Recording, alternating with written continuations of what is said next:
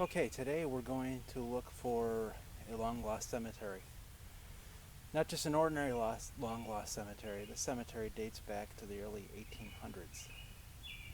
It's now consumed by nature, in the middle of nowhere. And let's see if we can go and find this. I tried to find it last year, but the brush was so overgrown, I couldn't get near the place. It's early April, no brush, everything is still dead from winter. So let's go in and see if we can find it. Well, I found it. Starr Grove Cemetery. Located in the middle of nowhere. As a matter of fact, this is the only way to get there. Right now luckily it's just a path that's clear of trees still, so I followed that. But there are no streets.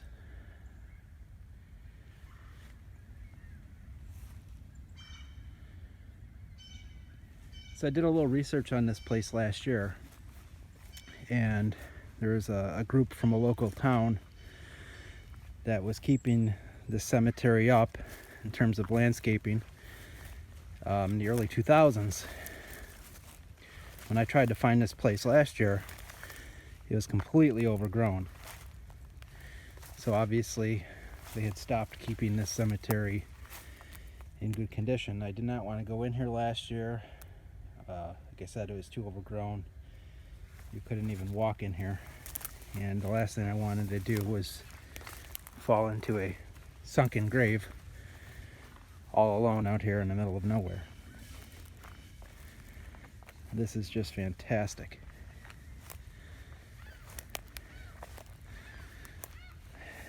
This one here is from 1923. It's when the wife died. Roselma, I believe her name is. And the husband, Daniel, passed away in 1899. This is just a fantastic history that has been lost. I'm at the old Joliet Arsenal site, now the Midwin Nature Preserve. And it's just been lost. This person here, Duncan, died 1858. Just incredible.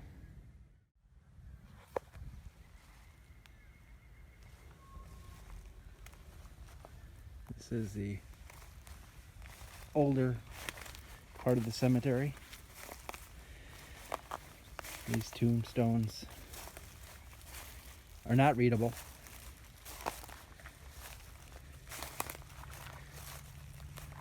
I'm surprised most of these are still up. Oh, here's a star. I see a last name. Paulina Starr, it looks like. So this had to be named after her. See there, Starr. Is that Charles Starr? That's fantastic.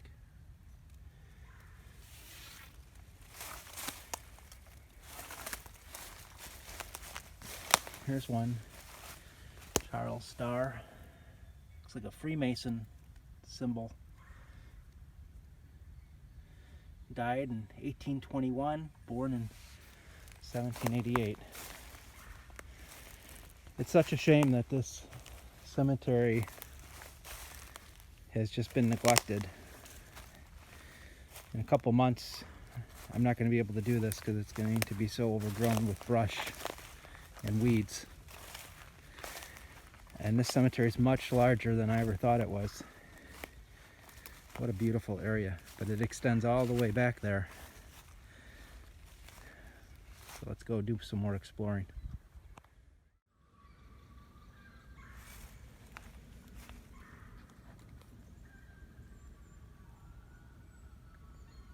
Do you hear that? Hear bells. There's birds, definitely birds. But I hear bells, like chimes, almost like ice cream vendor coming down the street, that like type of thing. It's gone now. That was weird. Okay, hold everything here. We've got to review this. Now that was weird, because when I first heard this sound, my mind was trying to process so many different things at once. I couldn't really identify the sound at first. It was definitely a music box. I was trying to determine where it was coming from. I was unable to. It was just in the air, if that makes sense.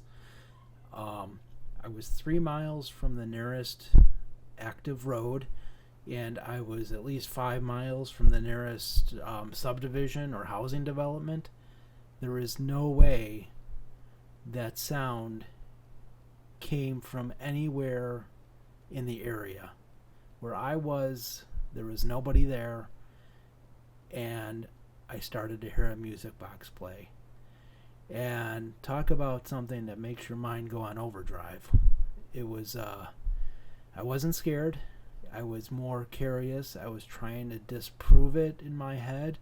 I was trying to think, where is this coming from?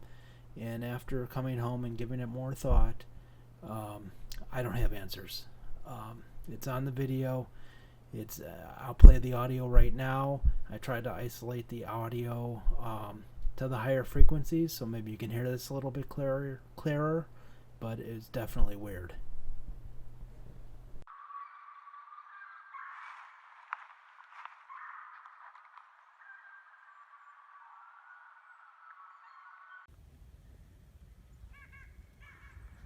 That was just weird. I'm in the middle of nowhere. I hear birds. I just heard a woodpecker. But I don't know of any animal that sounds like chimes. I'm in the middle of the Joliet Arsenal, near nothing. What the heck was making chimes out here? One thing that I find interesting is the amount of infants in here. Now I know back in the 1800s it was much different. The infant mortality rate was much higher. But it's staggering. Just in this little cemetery alone, a lot of these tombstones I look at are infants. This is Serafina Little, Life of Thomas Little, 1906. Just a shame these are knocked over. But the nice thing is this really isn't too vandalized. I mean, nobody knows about this cemetery, for one. There's one where there's an infant. That's sad. Nobody knows about this cemetery, so there's very little vandalism. There's a couple of headstones that are tipped over, but that might be just because of wind and settling into the ground.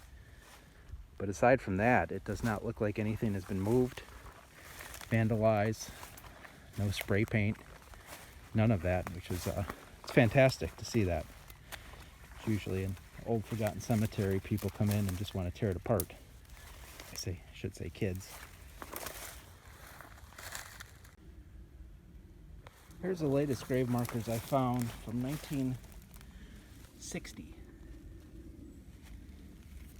Which I'm surprised they let anybody bury anyone in here in 1960. At this point in time, the government did own this land, and this was a munitions plant.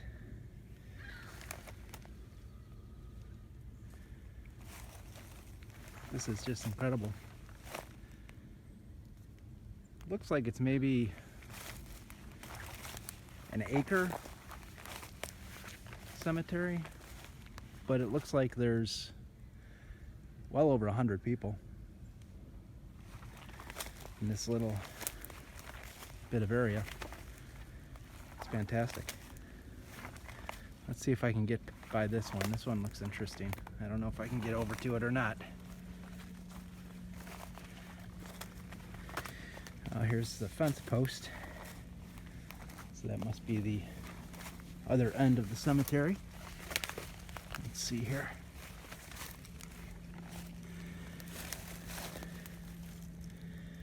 Mabel Irene Daly, born July 26, 1872, died November 30th, 1873, so that was a baby. A lot of babies in here. We got Joseph, born 1819, died 1879. And Lavina, his wife, 1817 to 1910. Wow. It's fantastic. So this is our Jacksons. I wonder if they have anything to do. It used to be called Jackson County around here, and there's Jackson Creek. So I wonder if that's the same namesake.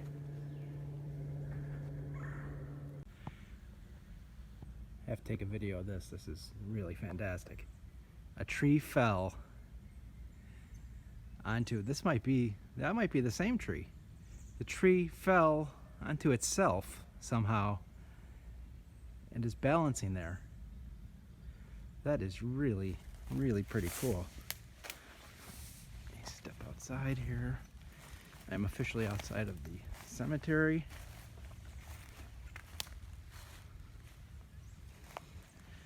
That is really neat.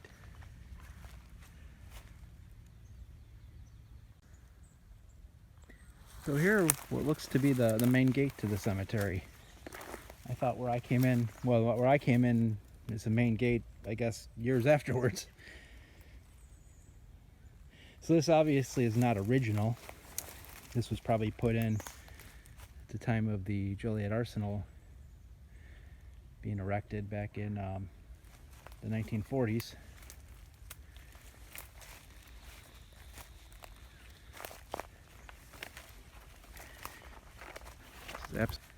Well, that's it for here. This is fantastic. Maybe I'll try to get here again one other time this year before the weeds get too bad. But it's kind of hard to see, but weeds are starting to come up, which isn't a good sign. And that's it here from the middle of nowhere, Starr Cemetery.